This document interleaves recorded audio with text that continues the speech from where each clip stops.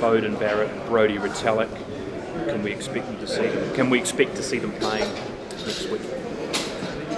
Next week? Not sure about next week. Not sure about next week. We've got a 3-day camp coming up in South Auckland, which I'm looking forward to. Thursday, Friday, Saturday. So we'll see how they tally up. We send them home for a couple of days, then we come in for the Tongan week, and we'll assess them like everyone else. But it's fair to say, like, it's in some ways be quite nice to have a bit of time for them to settle back into the New Zealand thing, particularly Brodie, who's been away a year and a half. Brodie, I think it'll be pretty seamless. I mean, he was with us last year anyway, so I don't think a lot's changed. Damian, you personally played a lot of 10 this year as well as 15. What kind of role are you expecting with the All Blacks this year? Yeah, played a handful of both throughout the season, which I enjoyed the change-up actually, and being able to play 10 and probably matured a bit as a player, and don't get quite as hot-headed as I used to, and that was something I needed to work on. And obviously being back at 15 is great as well. You have a bit more freedom back there too. So look, obviously we've got some great 10s and Richie and Brodie there, and I'll be doing my best to push them where I can. And obviously at fullback we've got some great players there as well, Geordie and Will Jordan. So it's a good competition. Hopefully play a little bit of 15, and if I'm needed at 10 late in the game, I'll be pretty excited to do that too. So we'll see what the coaches reckon, and I'll just train my hardest to put my best foot forward. What was the trickiest area? Look, I think we flagged early that we probably were putting a bit of a microscope over our midfield. It was probably number one, and then of course Jack's injury on top of that, and then Nani leaving and going overseas has created a few opportunities in that space, and so it's that's probably where we spent the most time.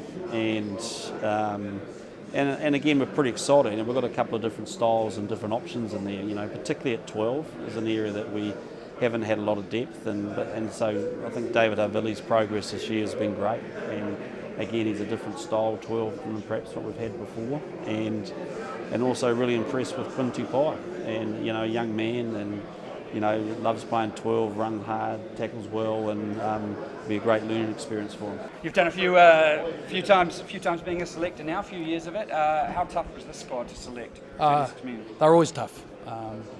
Sometimes there's a lot of debate about areas we feel we're challenged in, so that's about who to put in.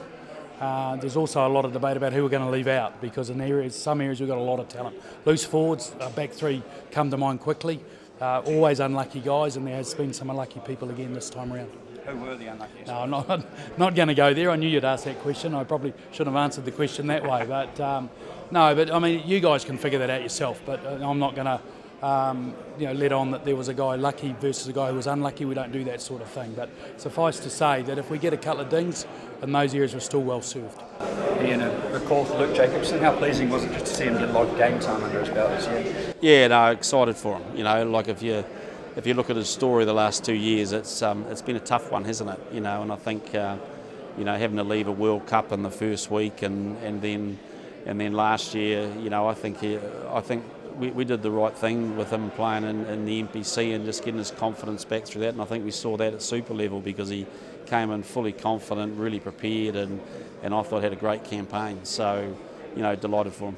Do you see him as someone who could slot in at 6 as well, or are you thinking 8 because of that's where he's playing? Oh, look, I think he prefers 8, but he's definitely got a utility factor with playing 6 or 7 at a pinch. So I think he's got that. But I think we'll look first and foremost at him as an 8, and he's skillful. He's very different from our other ones. Like he's not the big, strong, powerful runner, but his gain line and his defenders beat's probably as good as anyone. He's got great feet, and he's got a great offload game, and so I'm excited about it. Sam, how special is this for you? Yeah, it is very special.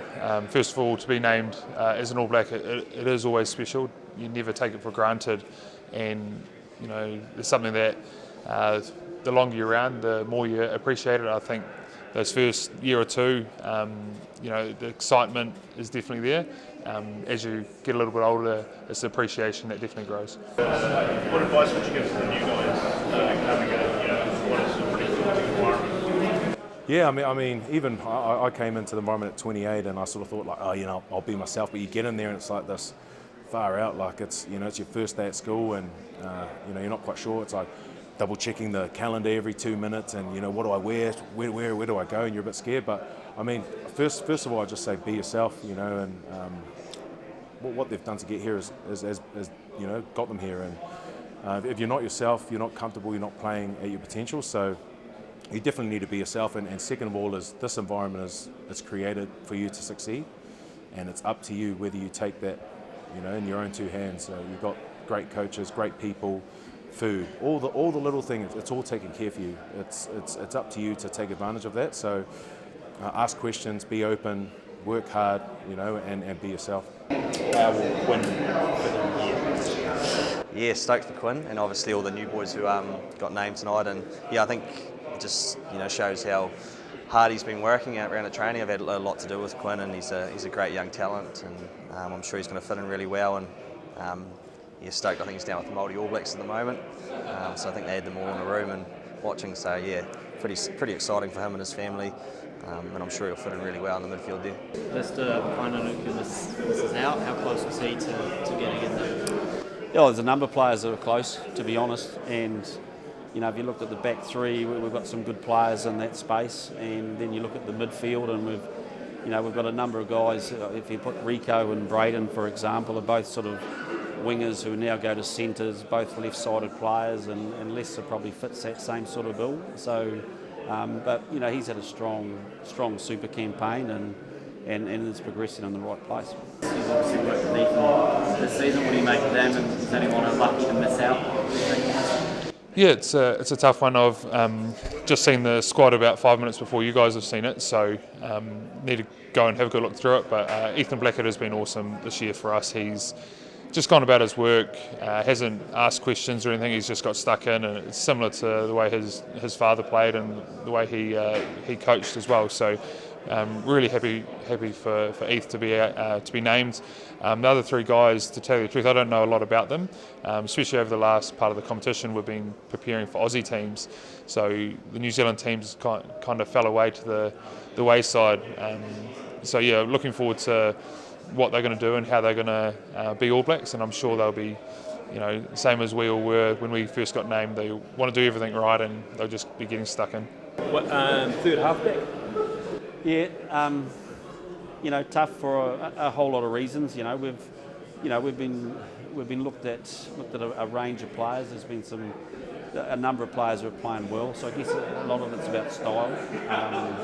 With Finlay, we were really excited about.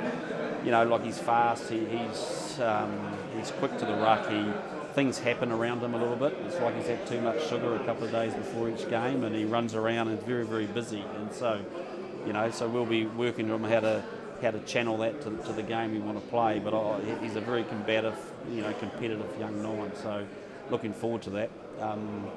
And there's a number of others clearly that we looked at. Obviously, Falau Fakatava's injury included in from the conversation, but he also was playing well.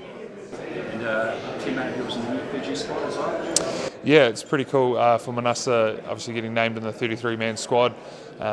He's got all the goods. He's very, very hard to tackle in a little tight channel. He can run over top of you. He loves that little chip kick too, so he's going to be hard to contain.